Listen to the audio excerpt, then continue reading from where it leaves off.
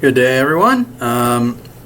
So this is going to be for Chapter 5 of Physics 1000. At this point, we have moved past our first test, and so everything from this point through Chapter 8 will be material for our second test. So again, this is after you have completed Test 1, is when you should be going over the Chapter 5 material. Chapters 5 through 8 will be featured on the next normal test, and anything we talk about after that test will be lumped into the exam at the end of the month. So right now we're going to begin Chapter 5. We're moving past the more physical, mechanical, entirely movement-based topics, and we're moving on to some more interesting stuff. This particular chapter is going to be about pressure on both solids and fluids. So let's go ahead and get started. Make sure you have the Chapter 5 notes up. Slide 1, just the title slide. Then slide 2, we're going to be talking about the effect that pressure has on various states of matter. We'll get to what pressure means in a second, but first, just a quick review about what the states of matter are. Every object that has mass in the universe, every object, that mass is in one of a couple different forms. We have solid form, and solids are basically the densest form of matter that you will normally interact with. The particles that make up solids are arranged they're packed in very tight, they are rigid, they don't move around a whole lot, and so solid objects tend to be rigid and maintain their form. There are two sort of major types of solids, being crystalline and amorphous. It's not going to be a huge issue differentiating them, but it's worth noting. As you warm up a solid object, as you add thermal energy to a solid object, its particles are going to start getting really excited. Eventually they will start moving further and further apart, and that solid will eventually, as it heats up, melt into a liquid. So liquid is what happens when you heat up a solid and it melts. Liquids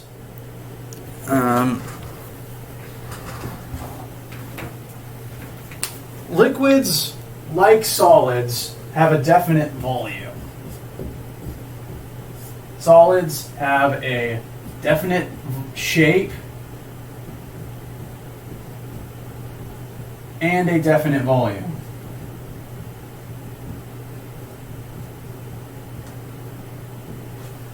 If I have a rock, that rock, unless I hit it with a hammer, unless I alter it fundamentally in some way, that rock will always have the same shape and it will always have the same volume at a given temperature. A liquid, though, liquids have a definite volume. So like a gallon of water is a gallon. Gallons are a unit of volume. That tells you how much three-dimensional space something takes up. But liquids don't have definite shapes. Liquids, like the water in my thermos, can take on lots of different shapes. Liquids will take the shape of their container. Now eventually, if you keep heating up a liquid, the particles of the liquid will get warmer and warmer and farther apart until that liquid can no longer hold itself together and it becomes a gas. Gases don't have a definite shape because gases can be put into any size, any shape container. When you're, say, breathing out and inflating a balloon, the gas doesn't care what shape the balloon is. So gases don't have definite shapes and they don't have definite volumes. I can take an amount of gas and I can either let it expand to take up as much room as it wants, or I can compress it into a smaller volume. Think like the helium tanks you get at a party store. There's a lot of helium crammed into that tank, and so when you let the helium out, and it's not under the tremendous pressure of the tank, it naturally occupies a much larger volume. But because gases don't have a definite volume, you can force them into a smaller container and change their volume. So as you go up in temperature and as you change phases, you lose definite shape, and eventually you will lose definite volume. So these are important distinctions to note about each phase. There are actually a couple more phases of matter besides these three. These are the three that you will most commonly interact with on Earth, but there are a couple of more, chief of which is plasma. Now this entire time we've sort of been going up in temperature. Solids, you increase the temperature to liquids. Liquids, you increase the temperature to gas. Plasma is what happens if you take a gas and you keep making it hotter. Basically, the sun is made of plasma. It's just super hot gas that now has a few different properties that make it a little distinct from normal gas. Chief of which, it's incredibly hot. It sort of clumps together due to magnetic fields, and it emits light. Again, living on Earth, you're mostly only going to deal with solids, liquids, and gases, but plasmas are important because they make up stars, and we need stars. We especially need our sun in order to exist.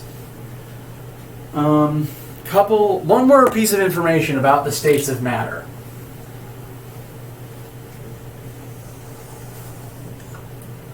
So these three here are all different states. Liquid, gas, and plasma are all different states of matter. But these three states classify as types of fluids. A fluid is simply any state, any phase where the object does not have a definite shape, where it is able to bend and contort, take the shape of its container. So even though these are three distinct phases, they are all classified as types of fluids. They can all flow. They can all take the shape of their container. Solids, an individual solid object, cannot do that. So we're going to examine how pressure affects solids versus how it affects all three, at least two of the phases that count as fluids. So when I say fluid, that can refer to, for the sake of this class, a liquid or a gas. So all of our fluid mechanics work on both. Tiny office, and I misplaced my eraser.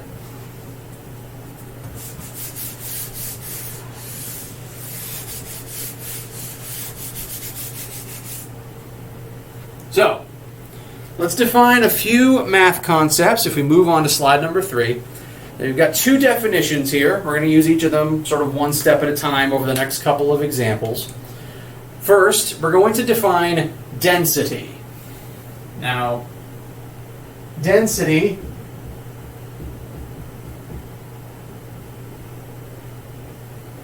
again, we ran out of good letters a long time ago in physics, so the symbol for density is a lowercase p. I apologize, it's a lowercase p. And density is defined as the mass of an object divided by its volume. Please be aware, this is a big uppercase V, not a small lowercase v. I will define each of these terms down here. We've got the P for density. Density is measured in kilograms divided by meters cubed. We've got mass, M for mass, same as before. That's going to be measured in kilograms. And we have a big capital V for volume, measured in meters cubed. So, we've been using lowercase v to mean velocity. Big uppercase V is going to refer to volume for right now. That's going to be volume. And volume is, again, a measure of how much three-dimensional space an object takes up. A gallon is a unit of volume. It's the amount of volume that we use to talk about a specific amount of a liquid. The metric unit that we are going to use probably most often is a meter cubed. Another metric unit for volume is liters. Those are both metric units. But just to give you a sense of scale, 1 meter cubed is what happens when you take an area of space, a cube of space, that is 1 meter long times 1 meter wide times 1 meter tall. So picture a huge meter by meter by meter box, and that is the size of 1 meter cubed. 1 meter cubed is a lot of space. It is a lot of space. Now, an object's density is a measure of how much stuff is crammed inside of a specific amount of space. Objects with high density, now let's say I have two objects of roughly equal size with me in here. Alright, well, I've got two different colors markers. So let's say we were examining the density of these two objects. Now, these markers are the same size, they're the same volume. They take up the same amount of three-dimensional space. They have the same physical dimensions. But what if, hypothetically, this purple marker had twice as much matter in it as this green marker? In that case, the purple marker, purple, would have a higher density. It would have more mass inside of the same volume. You can observe this in, say you had a baseball in one hand and a lead ball in the other hand. Even if they're the same size, the lead ball is going to be much, much heavier. That's because, even though they have the same volume, lead has a higher density, meaning there's more mass crammed inside of that same volume. Now, objects that have high density tend to be heavier. Objects that have low density, substances that have low density, tend to be lighter. Air has an incredibly low density because in all of this volume of air around us, there's not that much mass of air particles. Other low density things, relatively speaking, wood is pretty low density. Wood is less dense than water, which is why wood can float in water. Things like metals and rocks, on the other hand, have very high density. There's a lot of matter crammed inside of their volume, and therefore they will sink in water. They are more dense than water, therefore they sink in water.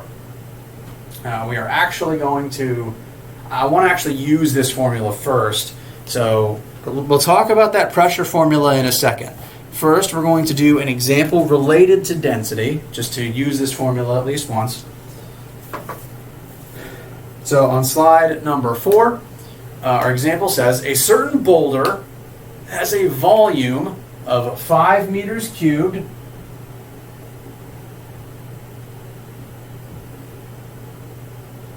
So volume is 5 meters cubed. It's made of granite, which has a density of 2,691 kilograms per meter cubed. So for every meter cubed of granite you have, it has a mass of 2,691 kilograms. Now, we want to know, the question asks us, what is the mass of this boulder, a granite boulder with this volume? So, we're going to turn to our density formula. Density equals mass divided by volume. We know the density of this boulder. We want its mass. We know its volume. So now we just have to multiply both sides by 5, and that will tell us the mass of this specific boulder.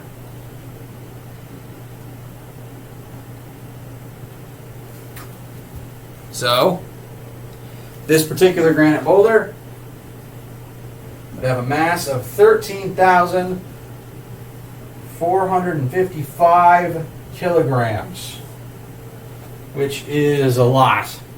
Just for sake of comparison, a human tends to have a mass of about 80 kilograms. An adult human has a mass of about 80 kilograms on average. So this is a big, honkin' heavy boulder. So, as long as you know the density of a substance, you can use its mass to find its volume. You can use its volume to find its mass. If you know mass and volume, you can find the density of a substance. And again, Low densities tend to mean that that object is lighter and will float easier. Heavy densities, bigger densities, mean that that object tends to be heavier. That kind of object tends to be heavier, and it's a lot more likely to sink if you tried to float it in, say, water. So, quick example with the density formula, reviewing density as a concept. Let's go back to slide 3 real quick and talk about that pressure formula, because pressure is an interesting concept. So, you've all heard the word pressure before.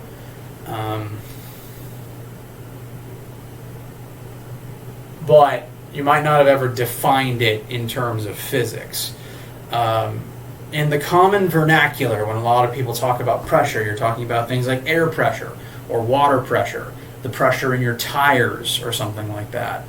And those are all used correctly, but the official definition of pressure, the formula on this slide, is actually the definition of pressure, which is what we're going to go over now. So, pressure, this is a big capital P, not the same as this lowercase p right here. So pressure is a big capital P. Pressure is defined as a force exerted over an area. So the big P is pressure, the F is force, still measured in newtons. The A is area, which is measured in meters squared. So, pressure is a force exerted over an area. Now, you have right now an air pressure acting upon your body. You are surrounded on all sides by air at this moment.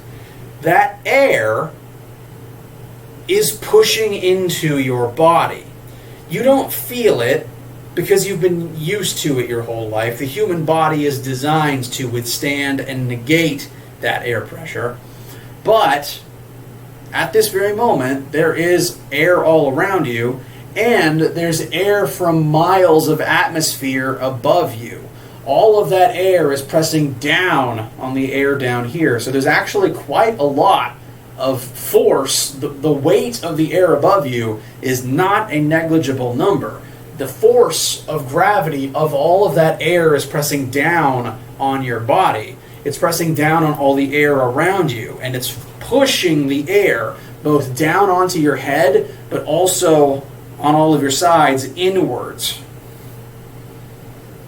So, to draw a quick demonstrative picture,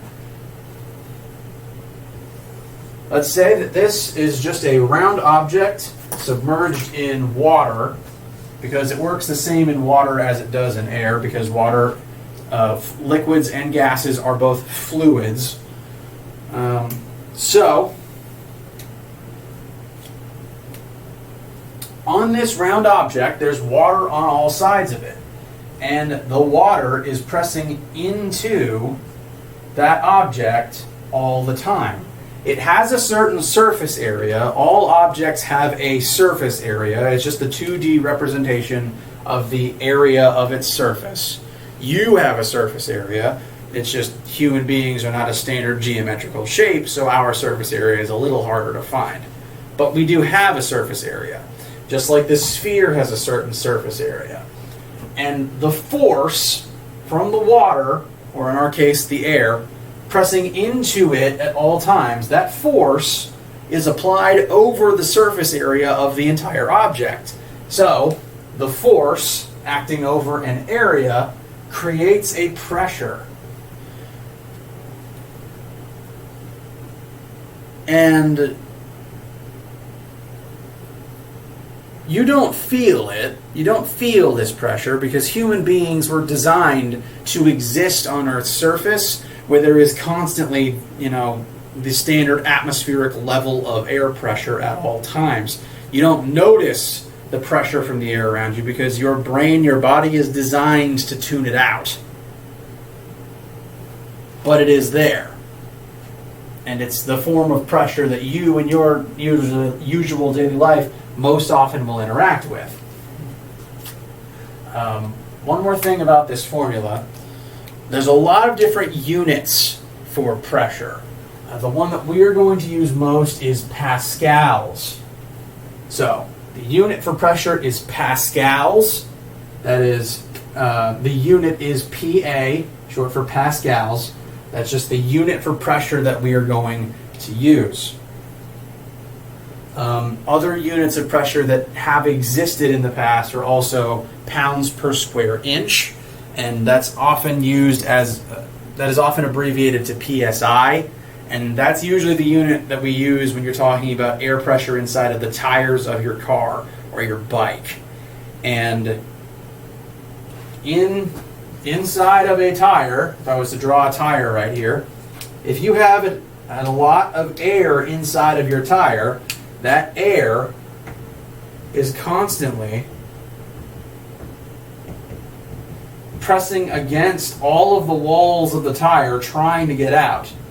If you've inflated a tire or a balloon or an air mattress, the air doesn't really want to stay inside of it because you're putting in so much air, you're overfilling it to the point where the air doesn't want to be there. It tries to rush out of any opening it can. It presses against the walls of the object and is pressing on them to try to get out.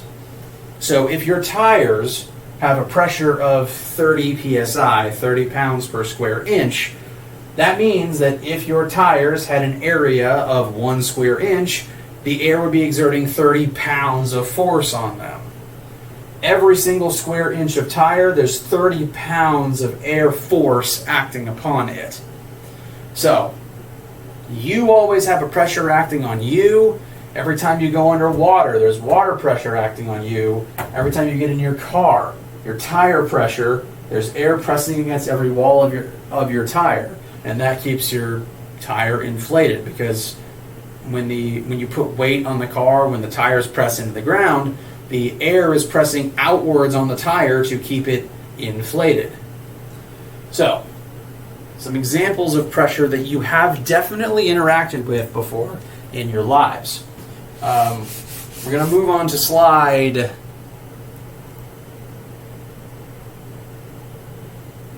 Well, just a sec. We're going to move on to slide 5, which is going to introduce a separate formula. All right, so this is the general formula for pressure. This is the definition of pressure. Oops. There is a second pressure formula, which we're going to talk about now. And I've been mentioning that pressure is due to some force from outside of an object pressing in on that object on all sides. Or in the case of a tire, the air is pressing outwards on all sides. As long as there's a force over an area, you have pressure. Now, very specifically, we, humans, we are technically submerged in fluid all the time. When you go swimming at the beach, you're submerged in fluid because you're getting in the water. But even right now, I am submerged in fluid because I'm surrounded by air. Air is a gas. Gas is a type of fluid. Remember, fluid does not mean liquid. Fluid means any material that has no definite shape and can flow. So, air is a fluid, therefore I am submerged in fluid. And we do have a formula that will tell you the pressure that a fluid exerts upon an object that is submerged within that object. The pressure that the fluid exerts upon an object that is submerged within it. And that formula is right here. So the formula is on slide 5. I'm also going to sort of incorporate a few elements from the example on slide 6 that we will do in a moment. So, as that example, say you are swimming, this is going to be you, and you are beneath the surface of the water. You are some depth within the water. The water is a fluid. That fluid has a specific density. All materials have a density. The density of water is a known constant. I'm just going to put that up on the board now. The density of water is 1,000 kilograms per meter cubed. Water is pretty heavy, pretty dense. So you, a human, are submerged in water. You are some depth beneath the surface of the water. And we're going to indicate that depth with an H because it is basically height. It is the height of water that is above you. All of that water is pressing down on you. So the pressure, the water pressure that is exerted on you is due to the water above you pressing down. Additionally, that water above you is pressing down on the water to either side of you, and that forces the water on the sides of you to press inwards on your body as well. So every single square inch of your surface area has force from the water acting on it. Therefore, force on your surface area creates a pressure. We can find the pressure acting on you with this formula. So the pressure at a depth in a fluid is equal to the density of the fluid you are submerged in. This is density of the fluid. So right now, you, a human, are submerged in water. We would plug in the density of water. Pressure equals density times G. G is 9.8. That's because gravity is what's pulling the water down. Gravity is what's causing the water to be pulling down on you. So times G, 9.8. And then times H. H is how deep you are in the fluid, the height of fluid that is above you. So, in the example on page 6, slide 6, you are diving and you are 3 meters beneath the surface of the water. You are 3 meters down. You are in water, which we know the density of. The density of water is a known constant, and you are this deep inside of the water. So our first question is, what is the pressure, the water pressure that is acting upon you? So we're going to use our new formula. Pressure equals density of the fluid times 9.8 times H. So pressure is going to be equal to fluid density. Density of water is 1,000 kilograms divided by meters cubed. Kilograms and meters are our standard units, so those are the ones we are going to use. G is 9.8, and H, we are 3 meters beneath the surface.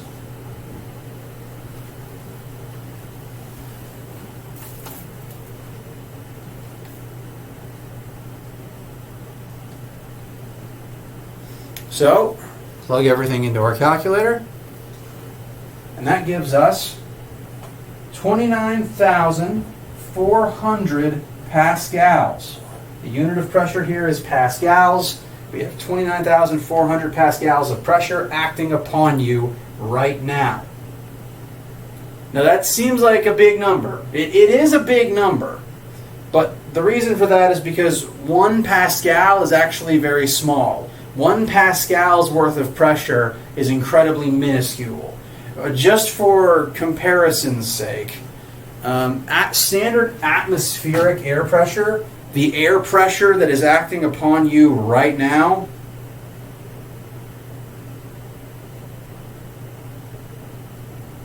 I'm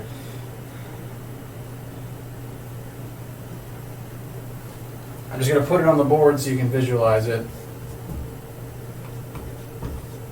The standard air pressure acting on you right now is 101,325 pascals. This is the standard air pressure that you experience from air on Earth's surface all of the time.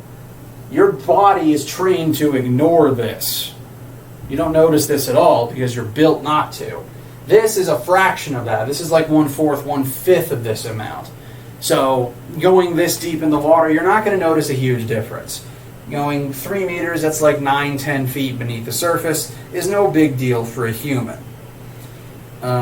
So this, it is a large number, but it's not a whole lot of pressure. This is pascals, so it's not anything to worry about going that deep into, going just 3 meters beneath the water's surface. Now, there is a second question on this particular slide, and that's going to tie us back into this formula. The second question is, if your eardrum has a surface area of, So I'm going to list the surface area of the eardrum as 7.85 times 10 to the negative fifth meters squared. So this is the surface area of your eardrum, and this is supposed to be a 7 surface area of your eardrum. What is the force of the water? What force is the water exerting upon your eardrum? So this is the pressure of the water. This pressure is being exerted on every inch of your surface area. And some of your surface area, exactly this much of your surface area, is the area of your eardrum. Your eardrum is just a flat piece of skin inside of your ear, and you hear when pressure waves come through the air and bounce off of your eardrum. So it's designed to experience pressure. So we have this surface area that this pressure is going to act upon, and we want the force as a result that will be acting on our eardrum. So we turn back to the definition of pressure. Pressure is a force exerted over an area. So P equals F over A. Our pressure is 29,400. That's equal to the force we are solving for divided by our surface area. Since we're dividing by the surface area on this side, we're going to have to multiply both sides by it. I'm going to show you how I put that in my calculator. You're going to want to be very careful about entering in this times 10 to the negative fifth. Make sure you are putting it in so that it's the to the negative fifth power is only on the 10.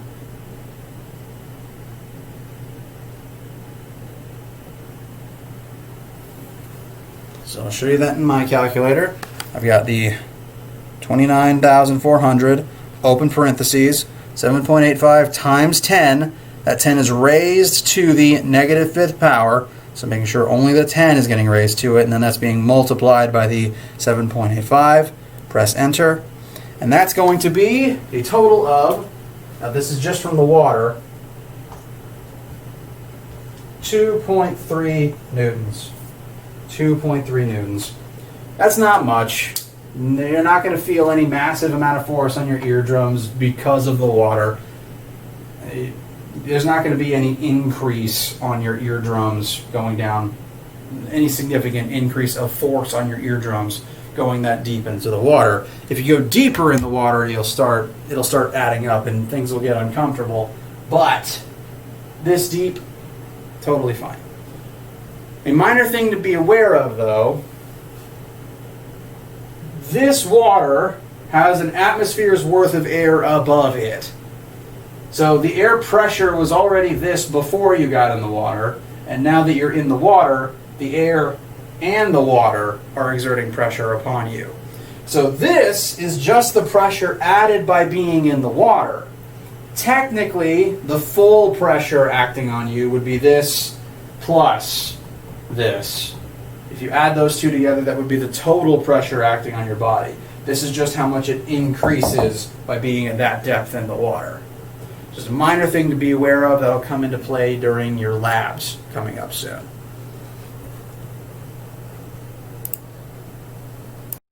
All right.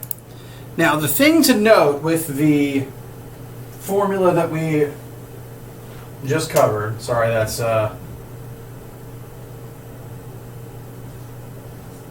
the formula to determine the pressure that is exerted upon an object submerged in a fluid. Something to note about this formula is the fact that as you go deeper, the pressure increases.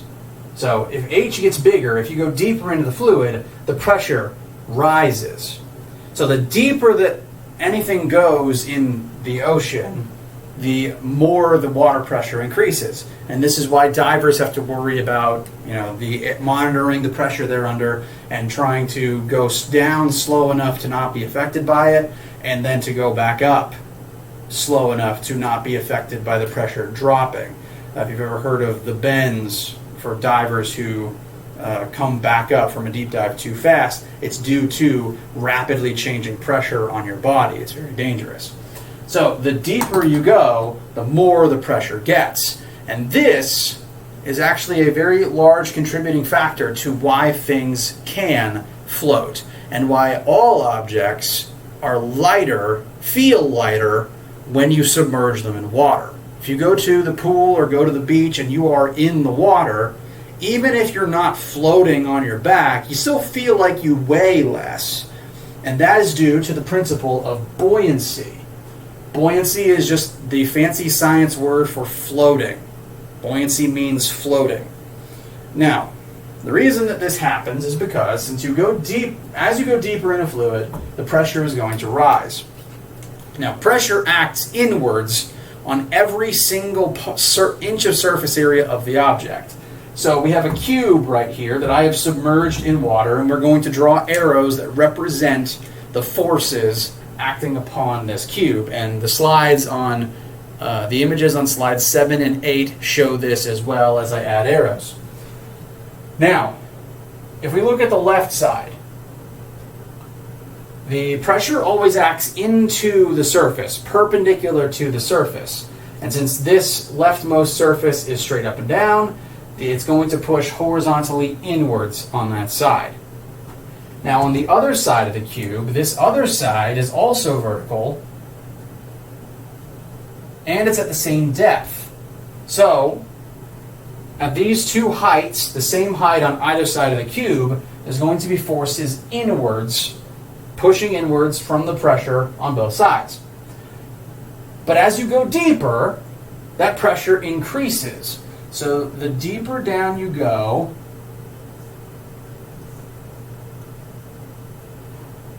the more the pressure increases. Now, on the two sides of this box, since the two sides are at the same depth and they have the same surface area, the pressure on either side, the force on either side is going to cancel out. All these arrows are at the same depth as each other but pointed in opposite directions, so the object is not going to drift in one direction or the other due to just the water. So these are going to cancel out. But something to be aware of is the fact that the top of the box and the bottom of the box are both completely at different depths. The top is at a very shallow depth, but the bottom is at a very deep depth.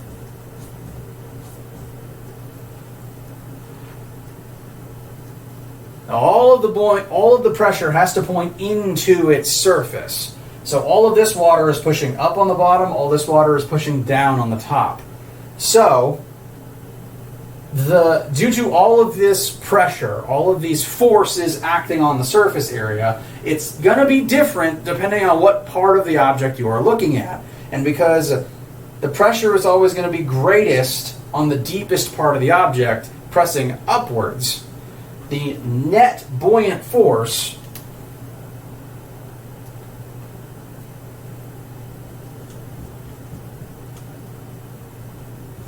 is going to point upwards. The force pushing upwards from the bottom due to the increased pressure of the water down here is going to be greater than the force from the water pressing down at the top. And so the net buoyant force, the buoyant force on this object is going to point upwards. And this is why objects can float. When you submerge anything in a fluid, that fluid is going to exert pressure on that object's surface area, and the pressure at the bottom is always going to be greater than the pressure at the top. And it's going to point upwards at the bottom, whereas it points down at the top. So if you add all these forces together, the horizontal forces cancel out, and the vertical forces point upwards. So being in a fluid means there's a net, the fluid is exerting a force upwards on you. This is what floating is. Any object that is floating in water, the pressure on the bottom is greater than the pressure on the top, and literally the liquid is pushing it upwards. Now this becomes more exaggerated if you are putting a low density object in a high density fluid.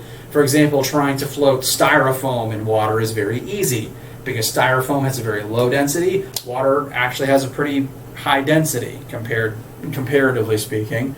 And so, because the buoyant force on it is a lot compared to its weight, that object is able to just float right on the surface. So, slides 7 and 8 show the box and what I just showed. Slide 9 shows the formula for Archimedes' principle. This is the formula for the buoyant force. It's named after the Greek scientist Archimedes, who discovered it. And the idea is, when you put any object within a fluid, when you get in the pool, when you throw a rock in the pool, the volume of that object is now displacing some of the water. Because this box is now here, the water cannot be in that spot anymore. This box has pushed water out of the way. Whenever you get in, if you filled up your bathtub to the rim, if you filled your bathtub all the way up, turned the water off, and then you got in the tub, what would happen? The tub's going to overflow. Because if the tub is already full and then you get in it, your volume is now going to displace some of the water's volume. You are taking up space that the water was just taking up. And since that water can no longer be there, it has to flow up and out. So if your tub was completely filled and then you got in it, that water would have to exit the tub because there's no more volume in the tub. So the buoyant force is due to the fact that there's more pressure pushing up at the bottom of an object submerged in a fluid than there is at the top, and because when you submerge any object in a fluid, that object has displaced some of that fluid's mass. That fluid is exerting a force on the object to try to get back to where it was. Say this box was made out of styrofoam. If you've ever been to the beach and or the pool and you've tried to take like something like a beach ball or something made out, like a pool noodle, something made out of foam or styrofoam, and you try to jam it under the water, that object, when jammed under the water, the water has been displaced. Now the water cannot be where the styrofoam is or where the ball is. It wants to get back there. So it's exerting a force on the ball, on the styrofoam, to try to get it out of the water. And so the second you let go of the ball, that force is going to shoot it up out of the water so that the water can have its space back. So, buoyancy is caused by there being more pressure at the bottom of an object than on the top when it is submerged in the fluid, as a result of the fluid trying to press the object out of the way to get its space back. The way that we calculate buoyant force, so FB is buoyant force. It is a force. We measure it in newtons. Buoyant force is equal to density of the fluid that you are submerging an object in. So if we were calculating this object right here, the fluid in question is water. The fluid in question is water. So we would use the density of water for this problem. Next, volume. We're multiplying by the volume of the object that is being submerged, because that is the volume that is pushing the water out of the way. If I shove a 1 gallon jug under the ocean, I've displaced 1 gallon's worth of water. So this volume comes from the volume of the object that you are putting into the water. The density in this formula is the density of the fluid, not of the object that you are putting in. And then, last piece is G, which is still 9.8 as usual. Alright, so if we move on to slide 10, we're going to work an example using this formula and showing the math behind how we figure out how or whether or not an object is going to float. So, the example on slide 10. Captain Hook has purchased a submarine to help conduct his anti-Peter Pan operations. This submarine is floating in seawater, so the density of salt water is 1,025 kilograms per meter cubed. Salt water is slightly more dense than fresh water because there's salt in it. There is now more material in it. So salt water is heavier and it is more dense. Something to be aware of. Now, the first part of the question says, this submarine has a mass. This is the mass of the submarine is 43,000 kilograms, and it is floating in the water. It is floating in the water. The first thing we are asked is, what is the buoyant force acting on the submarine? So, we are given density of salt water, mass of the submarine, and we are asked to find buoyant force. Now, if we come over to our buoyant force formula, we need to use this formula. Density of the fluid. We do know the density of the fluid the submarine is in, so we do have that. Next, it asks for the volume of the submerged object. We don't yet know the volume of the submarine. We do know G. G is 9.8. But we don't know the sub's volume, so we can't use this formula to find the buoyant force yet. That means we need a different approach. So, I'm going to give you a new rule. When an object is floating on the surface of the water, when it is floating and it hasn't sunk, it's floating because the buoyant force acting upon it is equal and opposite to the force of gravity acting on it. So, here's a rule that you can write down in your notebooks. If something floats,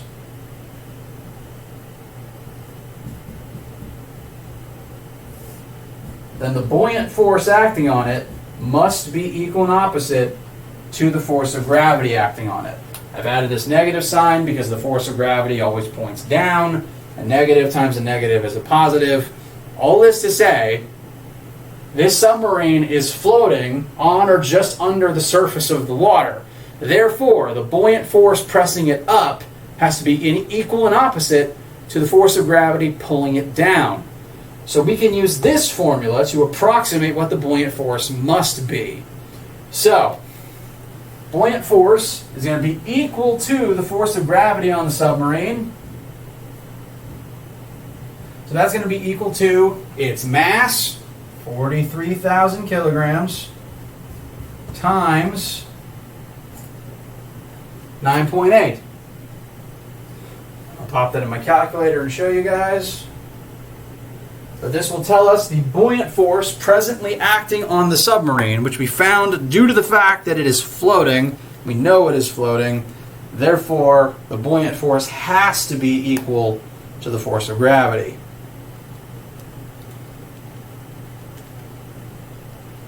So, 43,000 times 9.8, press enter, and we get a buoyant force of 421,400 newtons. It's important to note that that force is upwards. This is the buoyant force, it points up. So,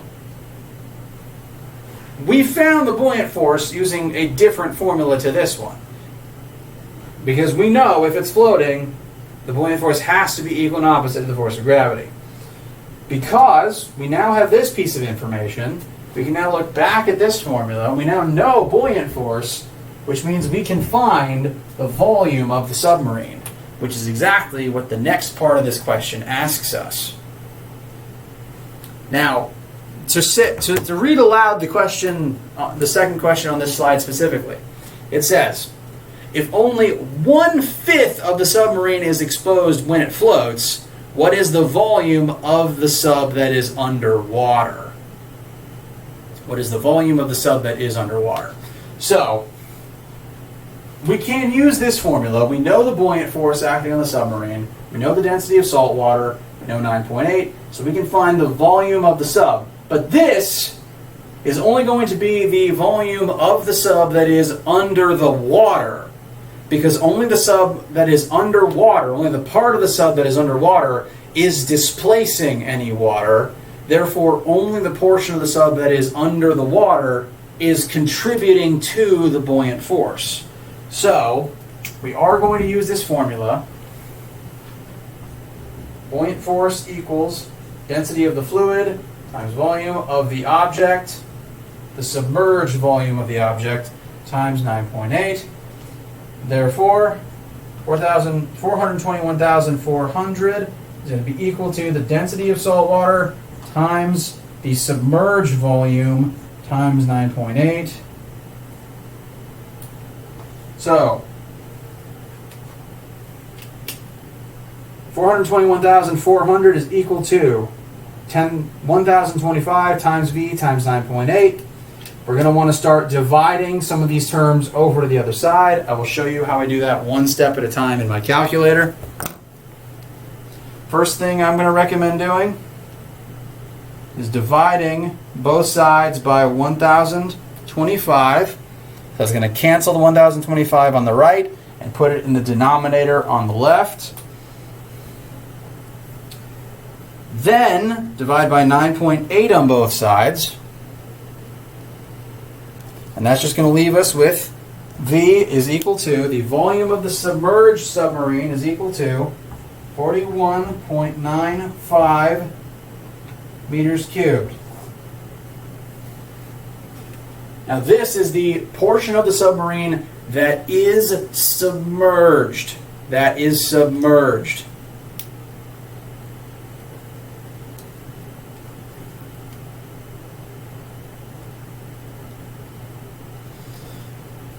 Since 1/5 of the submarine is still poking up out of the water, that means this is 4/5 of the submarine's volume. 4/5 of the submarine's total volume. So if we multiply that by 5/4, that will cancel the 4/5 and tell us the entire submarine's volume, including what's above water, is actually 52.4 meters cubed. But this is application of Archimedes' principle and buoyancy. We've determined the formula for buoyancy, and if an object is floating, the current buoyant force based on how much of it is presently submerged is equal to the weight of the object.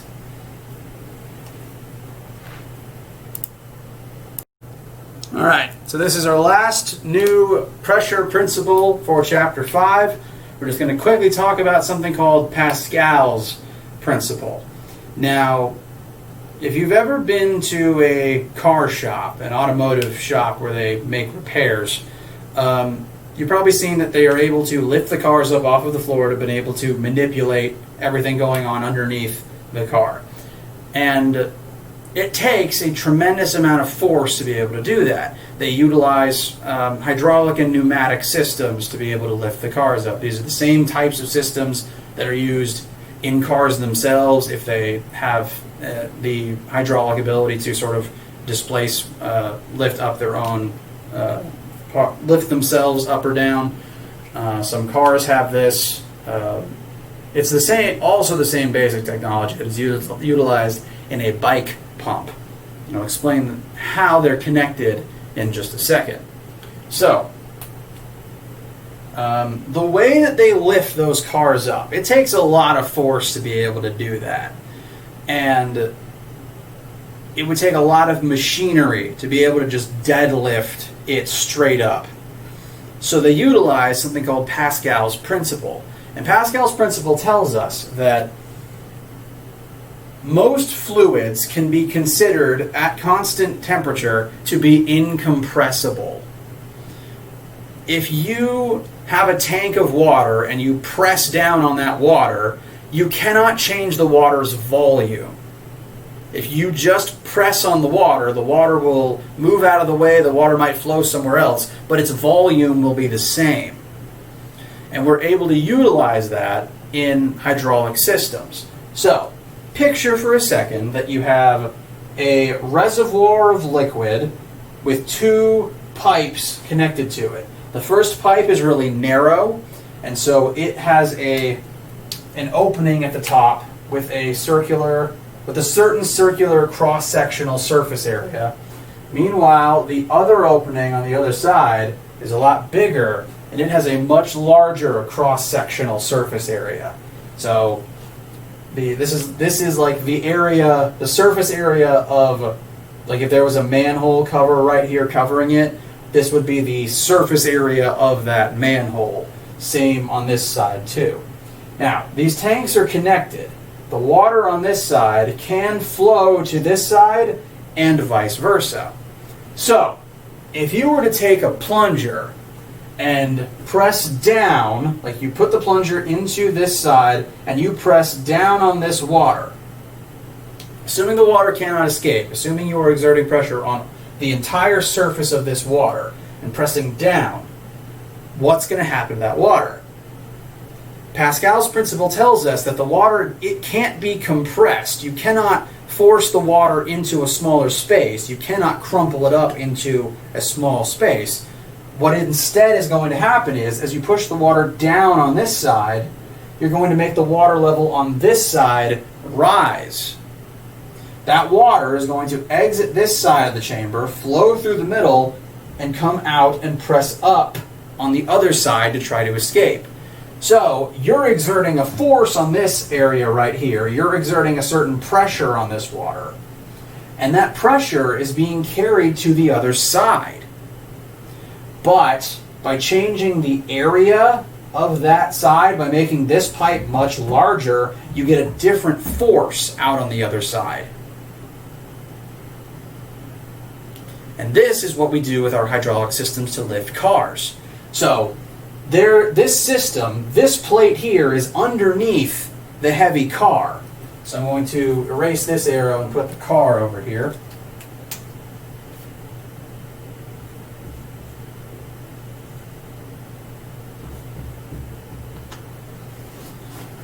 So the garage has this car parked on top of this plate. Somewhere else in the shop, a piston begins pressing down and into this narrow pipe. As that force is exerted on the surface area of this water, the water cannot be compressed, so it has to go out and come to the other side and press up on the car to try to have somewhere to go. And so as you press into the water on this side, the water is going to come over here and press up on the car to try to escape. And that is what's going to make the car rise.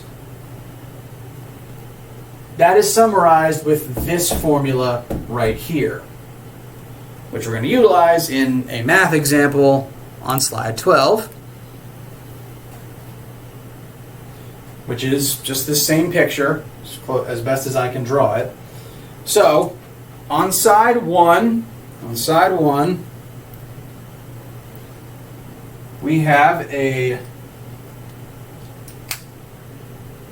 area 1 of 25 centimeters squared. That is the cross-sectional surface area of this pipe.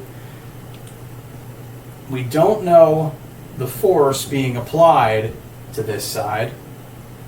On the other side, we have a cross-sectional area of 2 meters squared. And on that side, we are lifting a car with a mass of 650 kilograms. Now, to lift anything, you have to exert a force equal or greater than its weight. So, force 2 is going to have to be equal to the weight of the car. So, force of gravity on the car, that's going to be equal to the car's mass times 9.8. The car's mass is lifted as 650 kilograms times 9.8.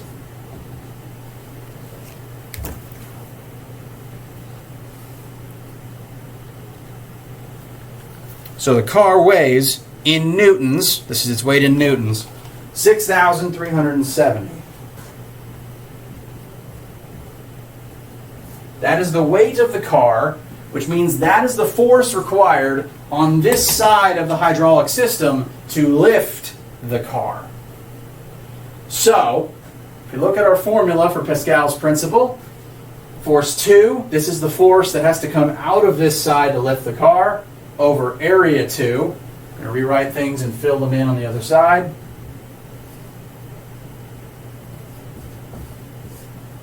The area of this side is 2 meters squared. On the opposite side, we have area 1. Now that area is given as 25 centimeters squared. Centimeters squared. But our standard unit for length is meters. Our standard unit for area is meters squared. So we need to convert these 25 centimeters squared into meters squared. So we're going to do that conversion together. 25 centimeters squared. So there's 100 centimeters in 1 meter. But if we only do this conversion one time, because keep in mind this is centimeters squared, that centimeters is going to cancel with one of the 2 centimeters up here that are being multiplied together. So we're not done yet. We need to do it one more time.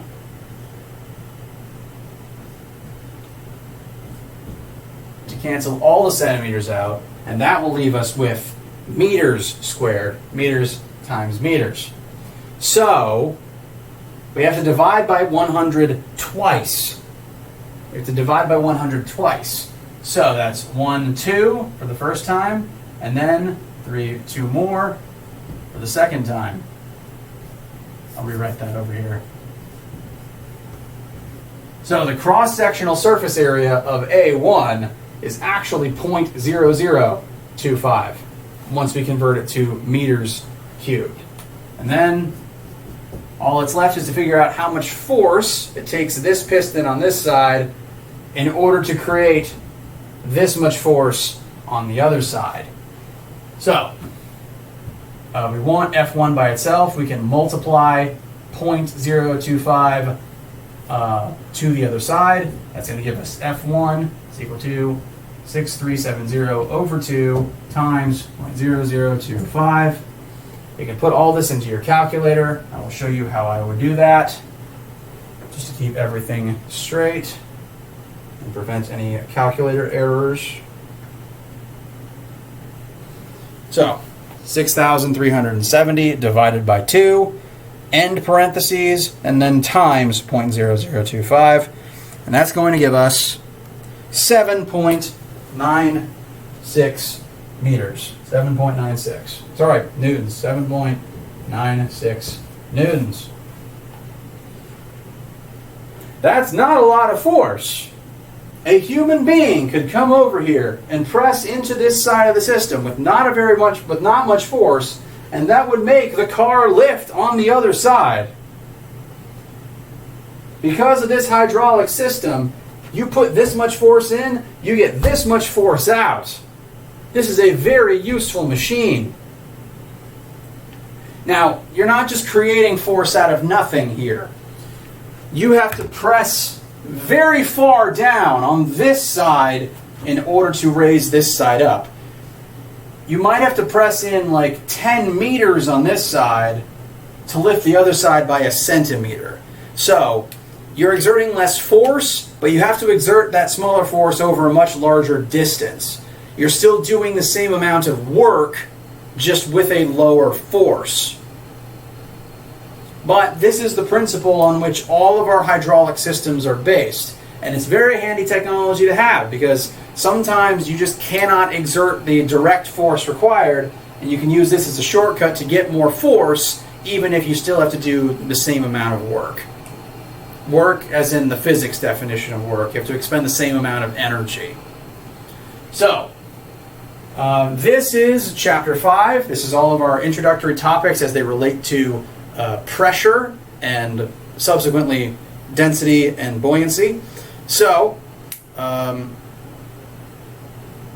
again, focus on this after you have finished your test. I'll be posting this about Friday of this week, and I will put the new assignments up, but they'll be due next week. You don't have to scramble to do them over the weekend.